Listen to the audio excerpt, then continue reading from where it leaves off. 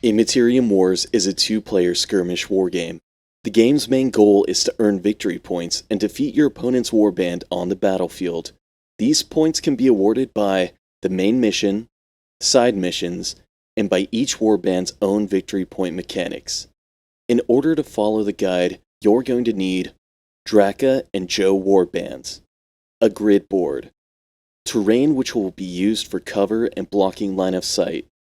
You can use your own terrain or print our starter set scenery models. Feel free to add the number of terrain pieces you want according to your preferences.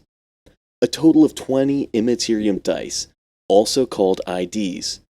5 for each player's reserve, 5 extra per player for action rolls, 5 attack, defense, and ability markers, 5 scrap markers for the scavenger mechanics, and a few normal dice for counting wounds and for counting victory points. Here, you can see all the figures included in each warband. The Draka band contains Draka the Abuser, 2 Scavenger Shooters, a Scavenger Executor, and the Carry-On Prophet. The Joe band contains Joe the Masked and 2 Destroyers. To find out which figures are included in each band, please check the Warband Figures page located in the Warband's Annex. Also, you can check the troop unit green indicator in every figure card. This shows you how many figures must be used at the start of every game. Now let's start! Please, copy our movements and actions for a better understanding of the game mechanics. However, it's not required that you roll any dice in this Quickstart guide. First, each player chooses a warband. Then we roll a dice to decide the deployment setting and the main mission. For this guide, we will choose the corner deployment and the domination main mission. Secondary missions are optional, and we haven't included them in the guide. Before every round, each player rolls 5 ID to decide each owns reserve and who has the initiative. The player with initiative decides who starts first. In the first round, whoever starts the game first also deploys their figures on the board first. In this case, player A gets 2 critical, 1 attack, 1 movement, and 1 miss. The player that rolls more critical gets the initiative. On a draw, the player with more movement wins. If the draw remains, players roll a normal dice, with the highest number determining the winner. Keep your reserve IDs in your reserve area for future use. Player A decides to go first and sets up in corner A. To determine the deployment area, we will omit the central squares, as our board has odd rows and columns. A diagonal is drawn from the center of the shorter side all the way to the adjacent side on a 45-degree angle. The squares crossed by the diagonal are also included in the deployment area. Player A then sets out his first figure, player B does the same, and so on until both players have set out all their figures in the board. This is how the board looks after all figures have been deployed. Now it's time for the reserve ability. By priority order, players can decide whether or not to spend a reserve ID to gain a bonus for the round. Only 1 reserve ID can be spent. After spending the reserve ID, if the band leader is still alive for a given player, the spent reserve ID can be rolled again to try and recover it. If the result is the same as the resource spent or critical, the player recovers the ID and puts it back to its reserve. Player A uses the movement ability on Draka and moves 3 squares. Player B uses a defense ability on its more exposed destroyer. This will add an extra defense ID for that figure during the round. Check the rulebook for more details about the reserve abilities. Before starting the round, take your time to check all figures cards in play to have a minimum understanding about your warband and your enemies. Here's a card sample. You don't need to learn all of this now, as you will keep discovering it throughout the games. More details can be found in the rulebook. Now let's start the first round. The game loop is quite simple. The player with priority starts activating his first figure and performing all its actions. Then the turn switches to player B, who will do the same, and so on, until all figures have been activated by both players. Then, the round ends. On his first activation, player A activates his shooter and performs its 2 actions. The first action is to move 3 squares, and the second, and last, action is to perform a long-range attack on an enemy destroyer. He rolls 2 ID and gets a miss and a movement. The attack fails, so the destroyer receives no damage. The turn switches to player B, who activates his destroyer. The first action is movement. The second action is attacking the enemy shooter, which receives normal damage.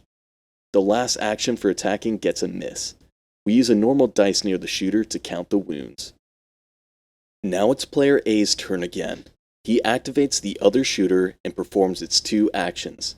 First one to move, and second one to attack the enemy destroyer. He rolls 2 ID and gets critical and damage, so the attack is critical. Now the turn switches to player B, who activates the other destroyer. The first action is to move. The second action is to attack the exposed enemy shooter.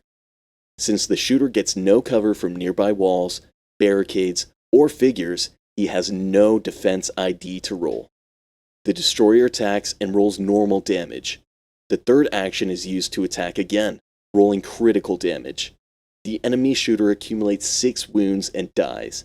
We place a scrap marker in the defeated figure location, and player B gets 1 victory point.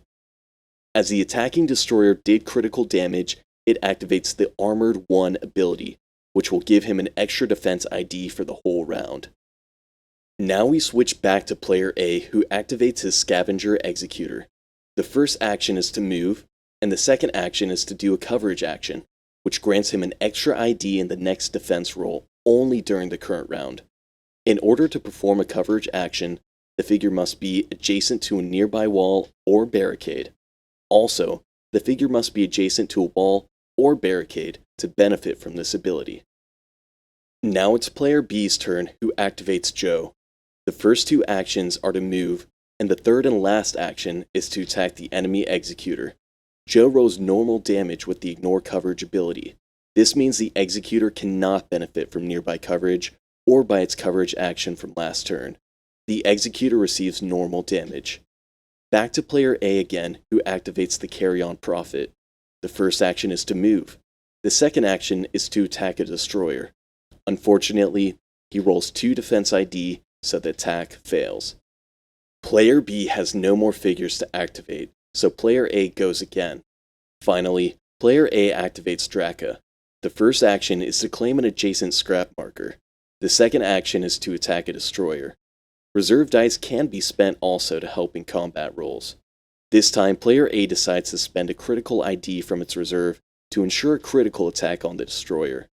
After that, he rolls the attack and gets a critical, a normal damage, and a miss. Additionally, player A can reroll a combat ID by using the improved weapon Draka ability. He rerolls a miss and gets a defense, so the attack doesn't change. The final attack is critical. Although the destroyer has a defense dice because of the defense ability marked on the green token, even if he gets a critical and blocks 1 incoming critical attack, Draka has 2 critical ID. Therefore, it's impossible for the destroyer to block the attack. Draka deals 4 damage to the destroyer and moves 5 squares for free. On its last action, Draka attacks the destroyer again with a close combat attack. Player A decides to spend another critical ID from its reserve to ensure a critical attack on that destroyer again. After that, he rolls the attack and gets a critical, a support, and a movement. The player re-rolls the movement and gets a miss. The final attack is critical with piercing. The destroyer cannot block the attack and receives 5 damage. Therefore, he accumulates 12 wounds and dies, and player A gets 1 victory point. We place a scrap marker in the defeated figure location, plus an extra marker adjacent to the first one. The Draka Warband card explains how many markers are generated after defeating an enemy. The round is over. At the end of the round, unused figure tokens, such as coverage from the coverage action, Armored 1, or other special abilities are removed from play, unless otherwise specified in that ability. Check the rulebook and the ability annex for more details. After that, round 2 would start by rerolling your reserve again with your spent and unspent ID. Then, a player would earn the initiative, and optionally both players would decide if activating a reserve ability or not, and so on. As a reminder, special abilities such as Draka's Mayhem can be activated anytime, even during an opponent's figure activation, and only by spending ID from the reserve. On the other hand, arcane abilities count as actions and can be activated only during that figure's activation. The rulebook explains the arcane ability casting mechanic in depth. The game ends at the end of round 5, or when a player has no remaining figures in the board. The player with the most victory points wins the game. If both players have the same number of victory points, the final result is a draw. We hope you enjoy the game as much as we do. Please share your questions in our Discord server, and we will do our best to answer them all. Thank you for watching.